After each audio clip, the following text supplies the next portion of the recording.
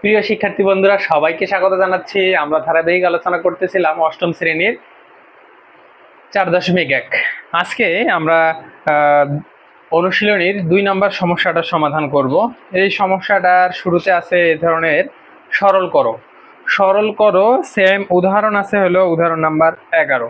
আমরা উদাহরণ নাম্বার 11টা লিখতেছি, তারপরে অনুশীলনীর যে 2 নম্বর সমস্যাটা আছে সেটাও কিন্তু আমরা সমাধান করতে পারব।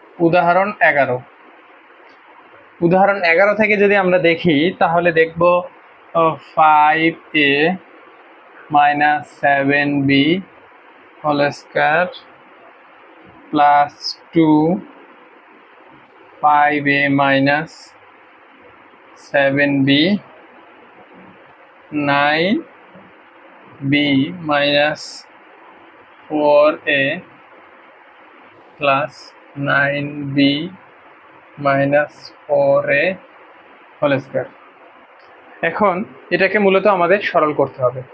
এখানে একটা জিনিস যদি আমরা লক্ষ্য করি তাহলে দেখতেছি এটাকে যদি আমরা ধরি a, তাহলে হবে a স্কোয়ার, 2a, এটাকে যদি b ধরি তাহলে 2ab প্লাস b স্কোয়ার। এই জিনিসটা থেকে কিন্তু আমরা বুঝতে পারতেছি এটা মূলত আমাদের দুইটি রাশির বর্গ নির্ণয়ের যে সূত্রটা সেটাই মূলত এখানে এক্সপ্লেন করা আছে। কিন্তু a বা x এর জায়গায় আছে হলো 5a মাইনাস 3b, আর y এর জায়গায় আছে 9b মাইনাস 4a। ঠিক আছে, সেই জিনিসটাকে আমরা ভেঙে ভেঙে যদি এক্সপ্লেন করি তাহলে এখানে ধরে নিতে হবে। ধরি যেহেতু এখানে এ বি আছে সেহেতু এখানে আমরা কি করতেছি x এবং y ধরতেছি। 5a মাইনাস 7b এবং 9b মাইনাস 4a, এই দুই জিনিসটাকে আমরা কি করব, ধরে নেব চলক হিসেবে। তাহলে এটাকে ধরলাম x, এটাকে ধরলাম y। এখন আমাদের কি হচ্ছে, প্রদত্ত রাশি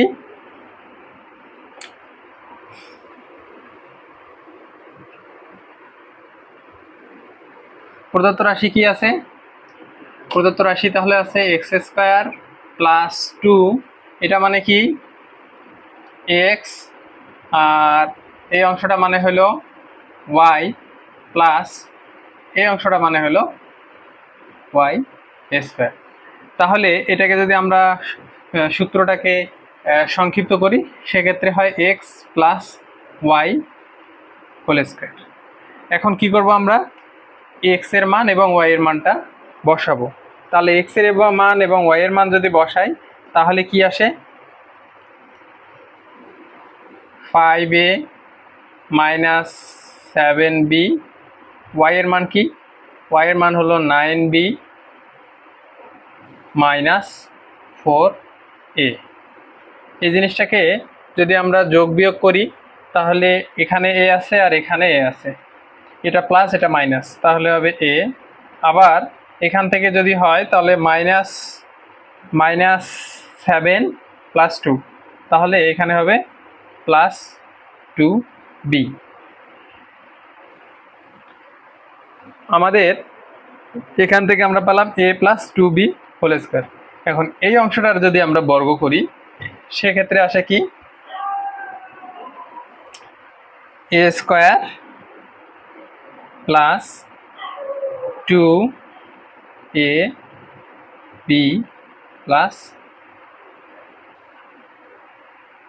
2b হোল স্কয়ার। তাহলে এটাকে যদি আমরা লিখি a square plus 4ab plus 4b whole square, এটি মূলত আমাদের সরলীকৃত অ্যান্সার। সেম ধারাবাহিকতায় আমরা অনুশীলনী 2-এর যত ধরনের সমস্যাগুলো আছে সবগুলোই সলভ করতে পারবো। ধন্যবাদ।